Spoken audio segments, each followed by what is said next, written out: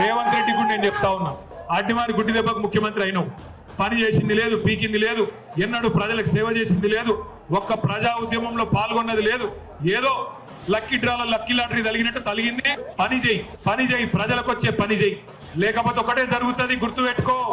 By elections వస్తున్నాయి, అప్పుడు by elections వస్తే కాంగ్రెస్ కు బై బై ఎలక్షన్ అయితే తప్ప ఈ బై ఎలక్షన్ ఇంకోటి కానే కాదు.